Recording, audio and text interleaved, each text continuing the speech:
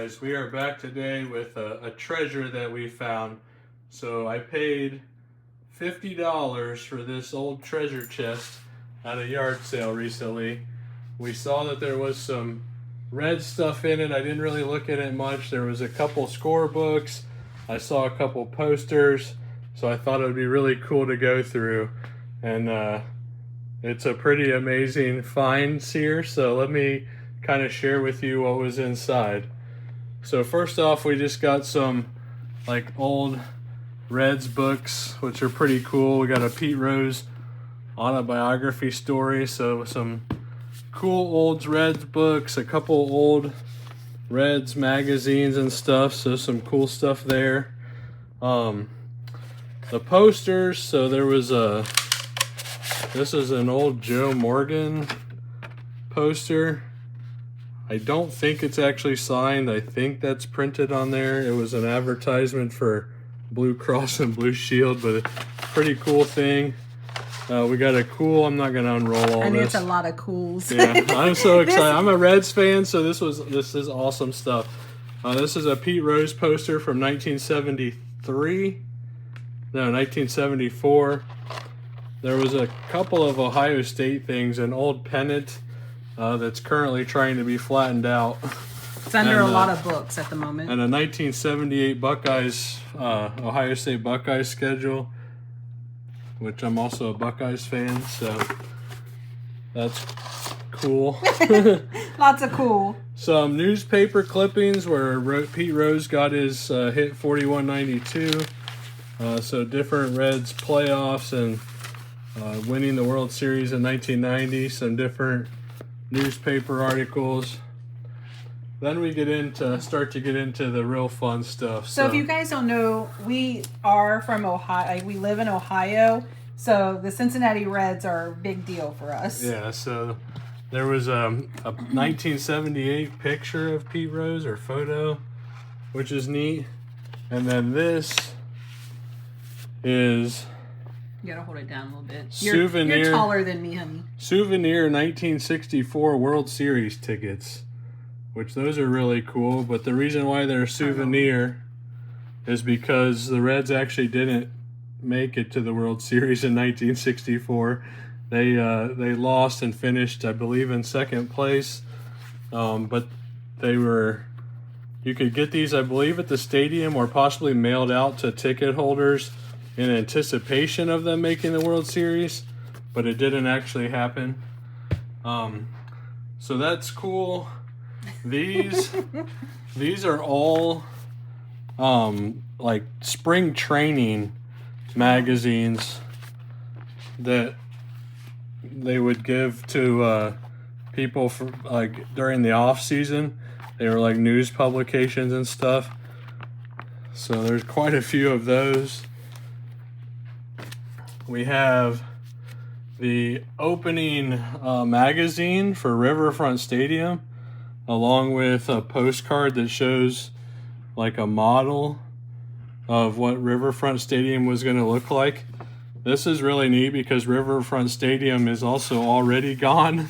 It opened in 1970 and was torn down before Great American Ballpark was built, or about the same time, which was early 2000s. And the cool part about the postcard is on the back of it, it even says like it says a scale model shows the future home of the Reds, a 50,000 seat plus capacity, and it'll be the NL's 8th new stadium constructed since 1960. So really cool there. Then we have a collection of the yearbooks for each year from 1973 to 1981. So it's a program from the stadium for each year for those years, which is awesome. And for those of you, if you're a sports fan at all, you'll know that the 70s was one of the best time frames for the Cincinnati Reds, the Big Red Machine, when they won the World Series. And then we get into the scorecards. So the scorecards start in 1970. So there's like 5 for 1970. We got 71, 72, 73s, 74s, like so on and so forth. We'll show you the rest here in a minute. But with each one of these, or nearly all these guys, is ticket stubs for the game, which is just awesome. They're absolutely cool. And when we bought these, we had absolutely I had no idea. I saw that. I didn't even know there was this many scorebooks. So every one of these, or just about every one of these, has the ticket stubs for the game that was attended. And in most cases, there's multiple ticket stubs because the person, the original owner, had obviously went to the game with somebody else. They do have writing and stuff in them too. They kept track of the attendance at each of the games and the cumulative attendance, which is interesting. Some of the scorecards are written in, like some of them are filled out, some of them are not. But it's really cool. Like this is the Giants we're visiting, so Willie McCovey was playing. Over here you have Pete Rose, Joe Morgan, Tony Perez, Johnny Bench. So imagine going to this game, like insane. One of the I've looked up several. One of the really cool ones we have is the opening day tickets and program or scorecard for 1974, which was actually the game that Hank Aaron tied Babe Ruth's 714 home run record. So I put that on there to remember. And if you look, the guy actually like made notes. So it even says in there about Hank Aaron and his hit. So Hank Aaron got his home run, but the Reds won the game. So, but that is amazing. Then we have 1975 scorebooks. This was the year that they won the World Series. This is the opening day tickets to 1975. And it's just wild that all of these have the ticket stubs in them. So really, really cool piece of history here. And hold on, can we also just take a minute to appreciate the advertisement? Like you would never find bicycle playing cards on the front of any like ad anymore.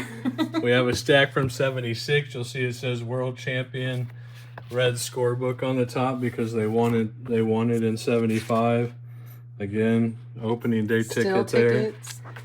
77, a bunch of those. 1978s, 1979, and the last ones were dated 1980. Again, with tickets inside. And I think you counted, we had a total of how many?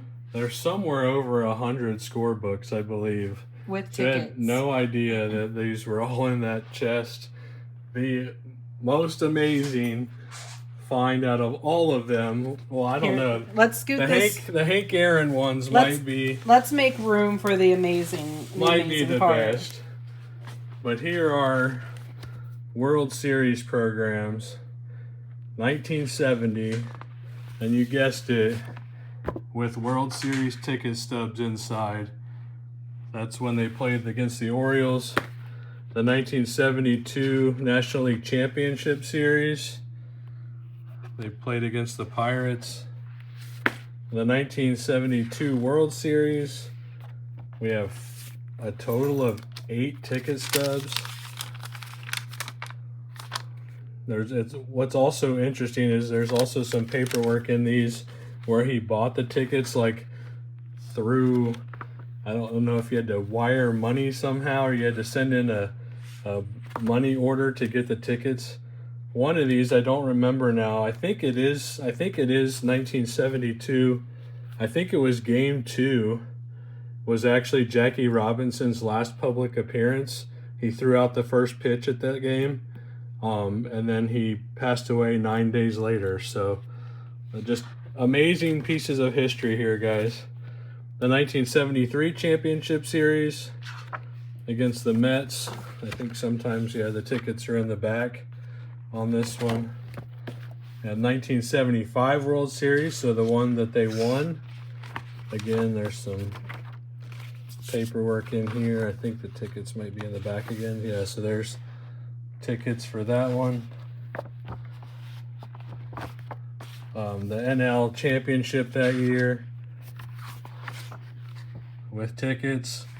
And then the 1979 NLCS, again with tickets. So absolutely amazing treasure of Reds collectibles that we found. And I don't know, it's just a really cool part of Cincinnati Reds history as a big Reds fan. Baseball history. Yeah, to find this and to find all the ticket stubs and stuff is just really cool. So we wanted to share that with everybody. So thanks for watching. Let us know in the comments what you think of all of these, and we'll see you next time. Bye.